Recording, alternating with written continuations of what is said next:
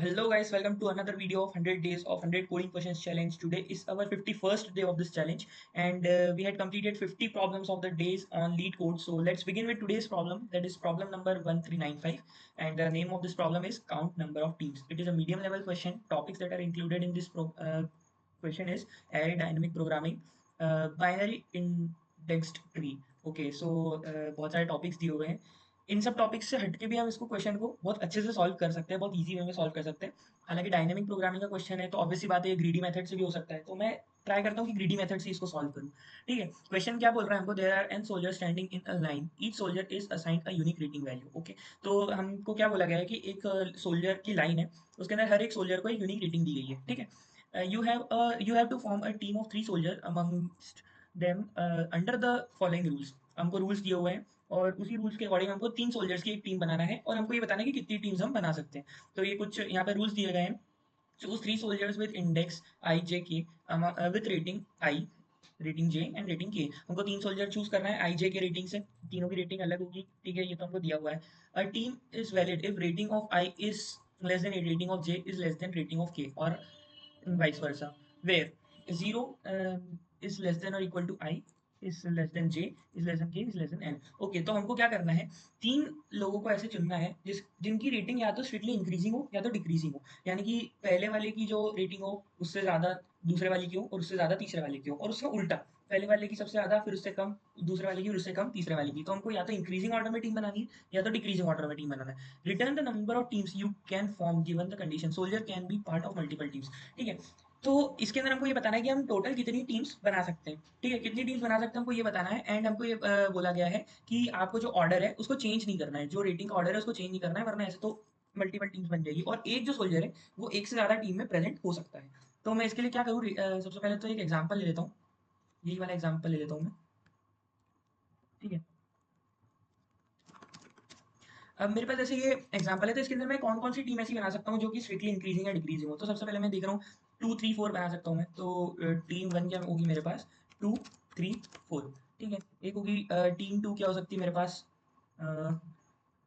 3, या तो क्या हो सकती है 5 4 1.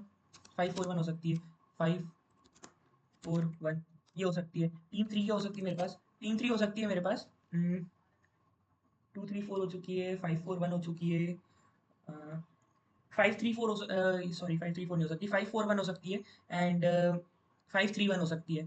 ठीक है, 5 3 1 हो सकती है. तो ये टीम मेरे पास टीम हो सकती है. अब ये मैं कैसे निकालूंगा ये मैं देखता हूँ. ठीक है, अब मेरे पास ये 3 टीम निकालनी है मुझे, तो मैं क्या करूँ, मेरे को कुछ भी करके 3 प्लेसेस को भरनी है. ठीक है, एक तो जैसे एक ये वाली प्लेस, एक ये वाली प्लेस और एक ये वाली प्लेस. अब मैं क्या करूँ, सबसे पहले तो मेरे पास एक अप्रोच है ग्रीडी या सॉरी ब्रूट फोर्स का अप्रोच है कि एक एलिमेंट को फिक्स कर दो, बाकी 2 एलिमेंट्स को ढूंढ लो, तो उससे n क्यूब में हो जाएगी मेरी टाइम कॉम्प्लेक्सिटी.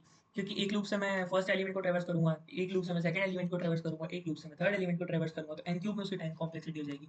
ये ना करके मैं क्या करता हूँ, बीच वाले एलिमेंट को अगर मैं फिक्स कर दूँ, तो बीच वाले एलिमेंट कौन से हो सकते हैं मेरे पास, 5 3 4 हो सकते हैं. ठीक है, 5 3 4 हो सकते हैं मेरे पास बीच वाले एलिमेंट. तो अगर मैं बीच वाले एलिमेंट्स को ही कर दूँ अगर फिक्स, तो क्या हो सकता है मेरे पास, जैसे मैंने 5 को फिक्स कर दिया तो 5 से छोटा वैल्यू जो है वो सारे मेरे पास आ सकते हैं. जैसे मेरे को अगर इंक्रीजिंग में डालना है, तो अगर मेरे पास बीच में 5 है, ठीक है, तो इसके जो लेफ्ट में है, इसको जो लेफ्ट में इससे सारे छोटे आएंगे, एंड इसके जो राइट में है वो सारे बड़े आएंगे. ठीक है, 5 से लेफ्ट में जो है उससे सारे छोटे एलिमेंट्स आएंगे, 5 से राइट में जो सारे बड़े एलिमेंट्स आएंगे 5 से. ठीक है, सेम चीज़ अगर मैं देखूँ, अगर मैं सेम चीज़ देखना चाहूँ तो 3 के लिए भी सेम चीज़ होगी. ठीक है, एंड इसके बाद मेरे पास किसके लिए, 4 के लिए भी सेम चीज़ होगी. अब मैं सिर्फ इतने ही 3 4 एंड 5 ये 3 एलिमेंट्स को बीच में रख सकता हूँ. ऐसा मैं क्यों कर सकता हूँ, बीच में सिर्फ 3 एलिमेंट्स को ही क्यों रख सकता हूँ, क्योंकि ऑब्वियसली बात है अगर मैं 2 को बीच में रख देता हूँ तो 2 के लेफ्ट में तो कोई एलिमेंट ही ना, एलिमेंट ही नहीं है, तो कहाँ से रखूंगा मैं लेफ्ट के अंदर इसको. तो 5 से स्मॉल एलिमेंट क्या मेरे पास इस जगह पे है,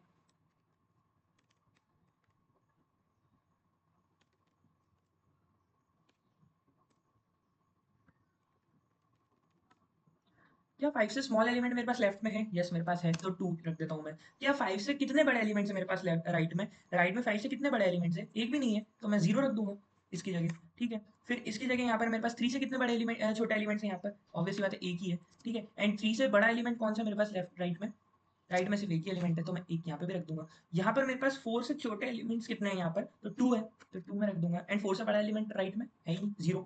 तो मेरे पास ये आ गया कि 5 के लेफ्ट में मेरे पास कितने छोटे एलिमेंट है, सॉरी एक ही है यहाँ पे मेरे पास, एक ही एलिमेंट है जो छोटा है 5 से, 1। एंड लेफ्ट में कितने बड़े एलिमेंट्स है, 0। ठीक है, तो यहाँ पर मेरे पास ये 5 के लिए डेटा आ गया, ये 3 के लिए डेटा क्या है मेरे पास कि 3 से लेफ्ट में कितने छोटे एलिमेंट है, 1। एंड 3 के राइट में कितने बड़े एलिमेंट्स है, ओनली 1 बड़ा एलिमेंट है। ठीक है, ऐसे मैंने 4 के लिए भी निकाल लिया। तो ये हो गया मेरे पास स्ट्रिक्टली इंक्रीजिंग।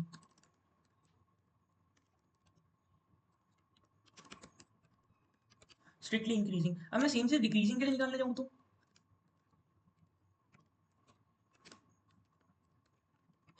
स्ट्रिक्टली डिक्रीजिंग के लिए अगर मैं निकालना चाहूँ तो मेरे पास कुछ इस तरीके से ही बनेगा।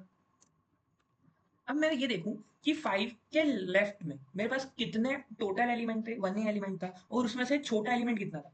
अब मेरे को डिक्रीजिंग के लिए क्या करना पड़ेगा, 5 के लेफ्ट में बड़ा एलिमेंट ढूंढना पड़ेगा और राइट में छोटा एलिमेंट ढूंढना पड़ेगा। ठीक है, इसका उल्टा करना पड़ेगा मेरे को, इंक्रीजिंग से उल्टा करना पड़ेगा डिक्रीजिंग के लिए। तो 5 के लेफ्ट में मेरे पास कितने बड़े एलिमेंट थे, कितने टोटल एलिमेंट थे, एक एलिमेंट था। ठीक है, तो टोटल इसके लिए फॉर्मूला है मेरे पास, तो टोटल माइनस स्मॉल। ठीक है, मैं लेफ्ट में देखूंगा तो total minus small, and right में देखूंगा तो टोटल माइनस ग्रेटर। ठीक है, अब मैं अगर लेफ्ट में देखता हूँ तो मेरे पास टोटल एलिमेंट कितने थे, एक। ठीक है, 1 एलिमेंट, एंड स्मॉलर कितना था, 1। तो मैं कितना कर दूंगा, 1 माइनस 1, 0। तो मैंने 0 कर दिया। ठीक है, लेफ्ट में कितने एलिमेंट थे टोटल, 1 2 3, 3 एलिमेंट्स थे। एंड ग्रेटर कितने थे, 0 थे। ठीक है, तो स्मॉलर ग्रेटर, यहाँ पे स्मॉलर निकालने के लिए कितना कर दूंगा, 3 माइनस 0, तो यहाँ पे देंगे 3। अब देखिए इसके अंदर आप खुद चेक कर लीजिए, 5 से छोटे एलिमेंट लेफ्ट में, बड़े एलिमेंट कितने लेफ्ट में, 0 है, तो 0 आ गया मेरे पास। एंड बड़े छोटे एलिमेंट राइट में कितने, 3 है, मेरे पास 3 आ गया। सेम चीज़ मैं इसके लिए भी करूँगा। तो टोटल एलिमेंट 2 थे, इसके अंदर मेरे पास 1 आ गया, तो 2 माइनस 1, तो मेरे पास रहेगा 1। एंड यहाँ पे भी सेम 2 एलिमेंट थे, एक छोटा था, सॉरी एक बड़ा था, तो 1 माइनस 1, ये 2 माइनस 1, तो 1 आ गया। सेम इसके लिए मैं करूँगा, तो टोटल एलिमेंट थे मेरे पास 3, जिसके अंदर से छोटे कितने थे, 2, तो इधर आ जाएगा मेरे पास 1। एंड इधर आ जाएगा मेरे पास, इधर आ जाएगा मेरे पास 1 एलिमेंट था, उसके अंदर से एक 0 बड़े थे, तो 1 माइनस 0, तो 1।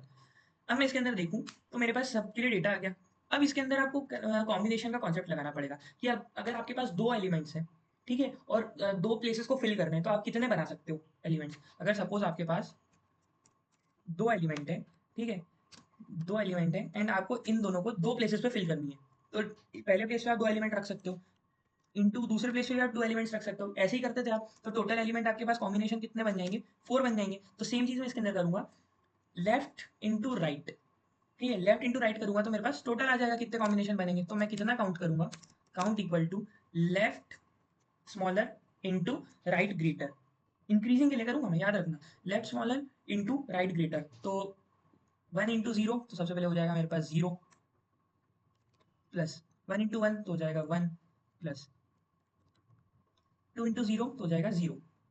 ठीक है, प्लस ये मेरे पास हो गया इंक्रीजिंग के लिए। अब मैं करूंगा डिक्रीजिंग के लिए। डिक्रीजिंग के लिए क्या होगा, 3 इंटू 0, तो मेरे पास हो जाएगा 0, प्लस 1 इंटू 1 तो हो जाएगा 1, प्लस फिर हो जाएगा 1 इंटू 1 तो हो जाएगा 1। अब टोटल कितना आ जाएगा मेरे पास, इधर आ जाएगा 3, और ये मुझे आउटपुट देना है 3। तो यही एक छोटा सा अप्रोच है, कोडिंग करूंगा तो ज़्यादा अच्छे से समझ आ जाएगा। तो सबसे पहले मैं क्या करूंगा, एक इंटीजर बना लूंगा, इंट n बना लूंगा, जो होगा रेटिंग द साइज। एंड एक मैं बना लूंगा, इंटीजर मैंने बना लिया है एक n, पहले तो इसको ही रहने दो। ठीक है, एक मैं फॉर लूप लगाऊंगा, मिडिल एलिमेंट्स को मेरे को फिक्स करना है, एंड उसके हिसाब से राइट और लेफ्ट में मेरे को क्या करना है, लूप लगा के देखना है कि कौन सा ग्रेटर है कौन सा स्मॉलर है। तो इंट मिड इक्वल टू, मैं करूँगा 1 से स्टार्ट करूँगा, क्योंकि 0th इंडेक्स के लिए लेफ्ट में तो कोई एलिमेंट ही नहीं प्रेजेंट होगा। तो mid is less then last index से एक कम, तो n माइनस 1। ठीक है, आई sorry mid plus plus. And अब मैं देखूंगा यहाँ पर क्या करूँगा मैं इंक्रीजिंग के लिए,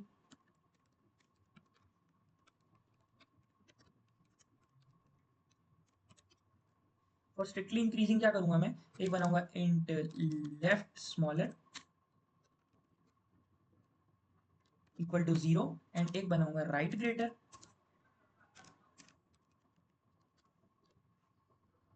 वो भी रहेगा मेरे पास पहले तो 0। एक मैं लगाऊंगा फॉर लूप, फॉर लूप मैं किसके लिए लगा रहा हूँ यहाँ पे, फॉर लेफ्ट लगा रहा हूँ, लेफ्ट के लिए। तो फॉर लूप मेरा लेफ्ट के लिए कहाँ से होगा, 0th इंडेक्स से मिड इंडेक्स तक।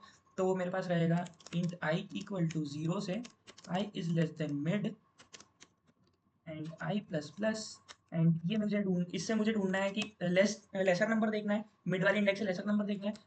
तो rating of I should be less than rating of mid. अगर ऐसा है तो लेफ्ट स्मॉलर को कर दो इंक्रीमेंट एंड सेम चीज मैं करूंगा लेफ्ट के राइट के लिए। राइट के लिए मैं करूंगा सेम चीज बट थोड़ा सा इंडेक्सेस का काम होगा मेरे पास यहाँ पर। तो इंडेक्स मेरे पास आई हो जाएगा मिड से या मिड प्लस वन से एन तक and I plus plus and rating of I should be greater than rating of mid and यहाँ पर हो जाएगा right greater plus plus. Okay, तो मैंने यहाँ पर ये निकाल लिया है एंड अब मैं बनाऊंगा एक इंटीजर काउंट जो कि मेरा स्टोर करेगा कि मेरे पास कितने टीम्स बन रहे हैं। तो मेरे पास टीम कैसे बन रहे थे, combination of left and small. ठीक है, तो मेरे पास कॉम्बिनेशन बनेगा C O U N count plus equal to left smaller की वैल्यू इनटू राइट ग्रेटर की वैल्यू। ठीक है, ये बनेगा मेरे पास फॉर इंक्रीजिंग। अब मुझे बनाना है फॉर डिक्रीजिंग।